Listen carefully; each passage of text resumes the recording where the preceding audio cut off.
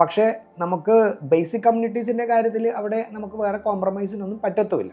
For example, നമ്മളൊരു എന്താ പറയുക, വെള്ളത്തിൻ്റെ അവൈലബിലിറ്റി അത് ഏറ്റവും ഇമ്പോർട്ടൻ്റ് ആയിട്ടുള്ളൊരു കാര്യമാണ്.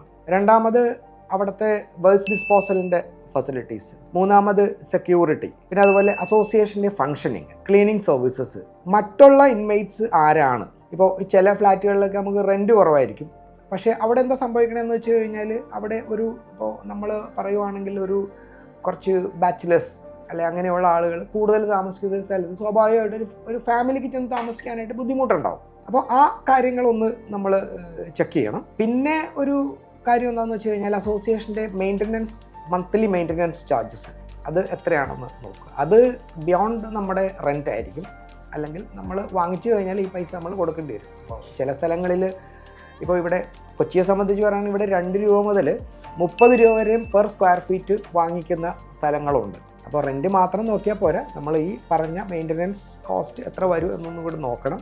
അപ്പോൾ അവിടെയാണ് ഞാൻ നേരത്തെ പറഞ്ഞ, നമുക്ക് പ്രൊമൈസസിൽ തന്നെ വെള്ളം അവൈലബിൾ ആണെന്നുണ്ടെങ്കിൽ അവിടെ ഒരു വലിയ കോസ്റ്റ് ഒഴിവായി കിട്ടും. പുറത്ത് നിന്ന് നമുക്ക് വെള്ളം സപ്ലൈ ചെയ്യുന്നൊരവസ്ഥയാണെങ്കിൽ സ്വാഭാവികമായിട്ടും ഈ മന്ത്ലി മെയിൻ്റനൻസ് ചാർജിന് നല്ല ഡിഫറൻസ് വരും. ഈ കാര്യങ്ങൾ ഒന്ന് നോക്കുക. പിന്നെ മൊത്തത്തിലുള്ളൊരു ആംബിയൻസ് നോക്കുക.